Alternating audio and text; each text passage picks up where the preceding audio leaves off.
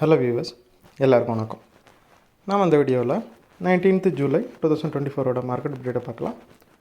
அப்புறம் ஸ்டாக்ஸில் இதெல்லாம் top gainers, இதெல்லாம் டாப் லூசர்ஸ், எஃப்ஐஎஸ்டிஎஸ் இவங்கெல்லாம் வந்து எவ்வளோ க்ரோர்ஸ்க்கு ஸ்டாக்ஸை பை அண்ட் செல் பண்ணியிருக்கிறாங்க, யூஎஸ் மார்க்கெட் எதுக்காக விழுந்துச்சு, க்ரூட் எதுக்காக விழுந்தது, கோல்டு எதுக்காக சரிஞ்சது, இந்த எல்லா டீட்டெயில்ஸும் நம்ம இந்த வீடியோவில் பார்க்கலாம். ஃபர்ஸ்ட் வந்து மார்க்கெட் அப்டேட்டை பார்த்துடலாம். நிஃப்டி பார்த்திங்கன்னா ஒரு 1% மேலே விழுந்துருந்துச்சு. ஈவன் தான் வந்து எஃப்ஐஎஸ் வந்து 1500 crore மேலே வந்து பை பண்ணியிருந்தாலும் ஸ்டாக்ஸ் எல்லாமே வந்து பயங்கரமான அளவுக்கு செல் ஆஃபில் தான் இருந்துச்சு. ஃபுல்லாக ப்ராடர் மார்க்கெட்டு வந்து பயங்கர செல் ஆஃப் நடந்துச்சு. நிஃப்டி மட்டும் இல்லாமல் மிட் கேப் அப்புறம் வந்து ஸ்மால் கேப் இதிலெல்லாம் வந்து நிஃப்டியில் நடந்ததோட அதிகமான அளவுக்கு செல் ஆஃப் நடந்துச்சு. ஏன்னா மார்க்கெட் வந்து ரொம்ப நாளாகவே பயங்கரமான ஹையர் பொசிஷனில் இருந்துச்சு. ஸோ இந்த மாதிரி ஓவர் பாட் சிச்சுவேஷனில் இருக்கிறம்போது வர்ற கரெக்ஷன் வந்து ஹெவியாக இருக்கிறதுக்கான வாய்ப்புகள் இருக்குது. அது மட்டும் இல்லாமல் பட்ஜெட்டும் வரப்போகிறதுனால பட்ஜெட்டுக்கு முன்னாடியே வந்து நிறைய பேர் வந்து ப்ராஃபிட் புக் பண்ணி ஓரளவு சேஃபர் சைடு போகிறதுக்காக இந்த அளவுக்கு மார்க்கெட் வந்து விழுந்திருக்குது. கிஃப்ட் நிஃப்டி பார்த்திங்கன்னா இன்னொரு 117 பாயிண்ட் வந்து நெகட்டிவாக தான் காட்டுது. ஸோ மண்டே வந்து மார்க்கெட்டை நெகட்டிவாக ஓப்பன் ஆகிறதுக்கான வாய்ப்புகள் வந்து அதிகமாகவே இருக்குது. அப்புறம் ஸ்டாக்ஸில் பார்த்தோம் அப்படின்னா டாப் கெய்னர்ஸில் ஃபஸ்ட்டு இன்ஃபோசிஸ் இருக்குது. ஒரு 34 பாயிண்ட் வந்து ரேலி ஆகிருக்குது. இன்ஃபோசிஸோட Q1 ரிசல்ட் வந்துச்சு. அதுபடி பார்த்திங்கன்னா net profit 7% year to year compare பண்ணும்போது இன்க்ரீஸ் ஆகிருக்குது. 6368 crore இருந்துச்சு அவங்களோட ப்ராஃபிட். மேஜர் ஐடி கம்பெனிஸை பார்க்க போனோம்.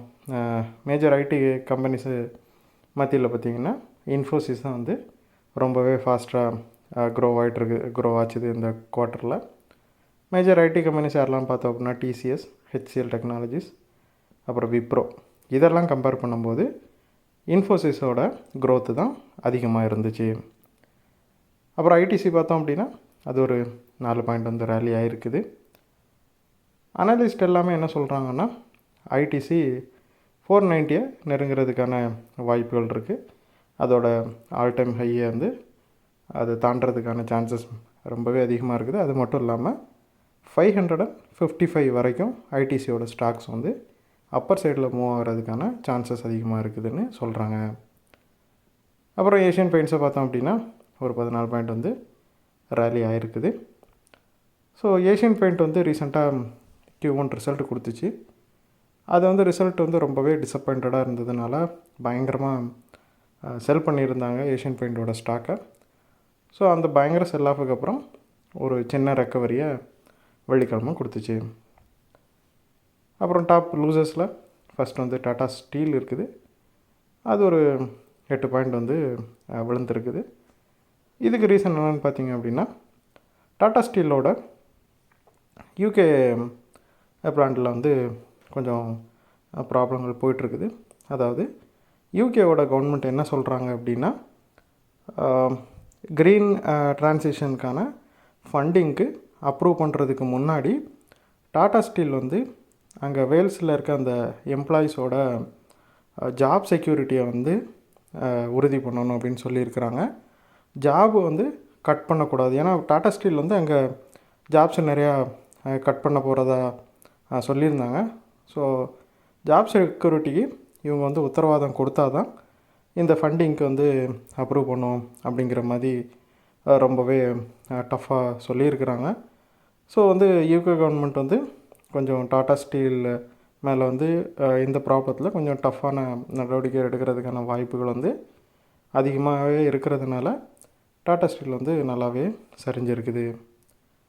அப்புறம் பிபிசியில் பார்த்தோம் அப்படின்னா அவங்களோட Q1 ப்ராஃபிட்டு வந்துச்சு.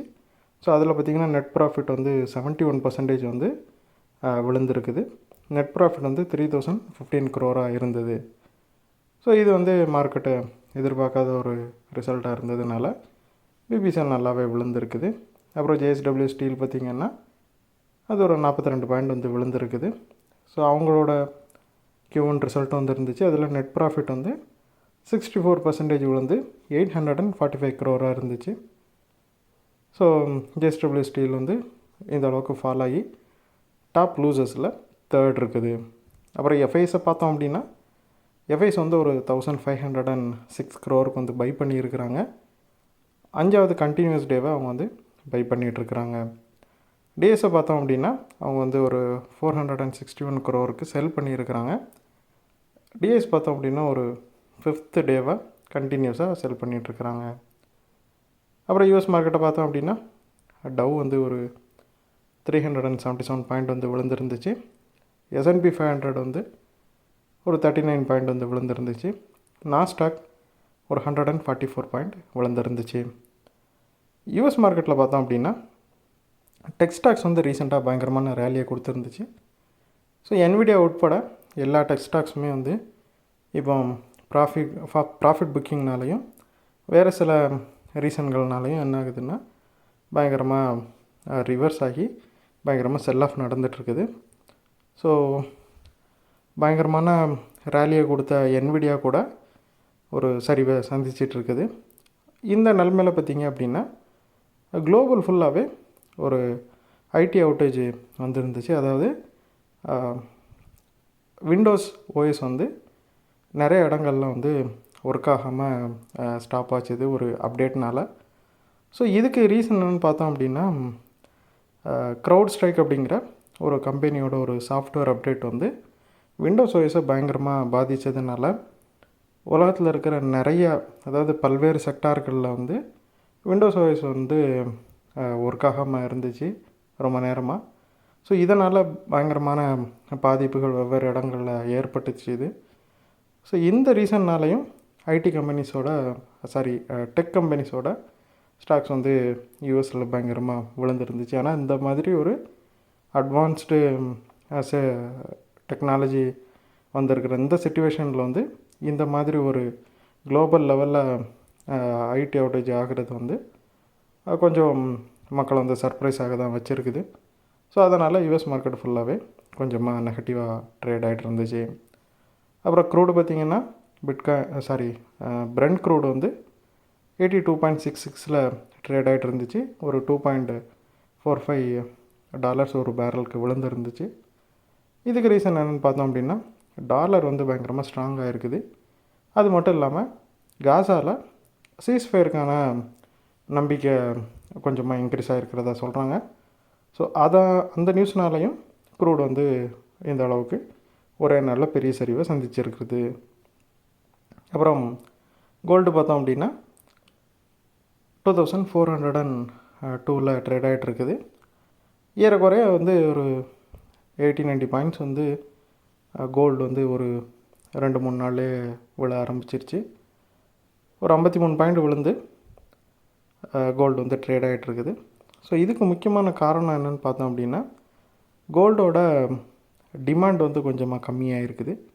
அது மட்டும் இல்லாமல் சடனாக அது வந்து ஒரு 70-80 பாயிண்ட் வந்து ரேலி ஆனதும் அதை வந்து சந்தர்ப்பமாக யூஸ் பண்ணி நிறைய பேர் வந்து ப்ராஃபிட் புக் பண்ணிகிட்டு இருக்கிறாங்க. அப்புறம் டாலரும் வந்து ரைஸ் ஆகிருக்குது. ஸோ டாலர் எப்போல்லாம் ரைஸ் ஆகிருக்குதோ அப்போல்லாம் வந்து கோல்டு சரிகிறது வந்து ஒரு வழக்கமாக நடக்கிற ஒன்று தான். ஸோ அதுவும் ரீசன் அமைஞ்சதுனால கோல்டு அதிகமான அளவுக்கு ஒரே நாளில் விழுந்திருக்குது. ஸோ இந்த வீடியோவில் நான் உங்களுக்கு கொடுத்த இன்ஃபர்மேஷன்ஸ் எல்லாம் கண்டிப்பாக ஹெல்ப்ஃபுல்லாக இருந்திருக்கும் நான் நம்புகிறேன். இது உங்களோட ஃபியூச்சர் ட்ரேடிங் செஷனுக்கு கண்டிப்பாக ஹெல்ப் பண்ணும். இந்த வீடியோ உங்களுக்கு பிடிச்சிருந்துச்சின்னா லைக் பண்ணுங்கள், ஷேர் பண்ணுங்கள், மறக்காமல் சேனலுக்கு சப்ஸ்கிரைப் பண்ணுங்கள். அப்படியே அந்த பெல் ஐக்கானை கிளிக் பண்ணிங்கன்னா டெய்லி அப்டேட்ஸ் தவறாமல் கிடைக்கும். தேங்க்ஸ் ஃபார் வாட்சிங். Keep supporting. தேங்க்யூ.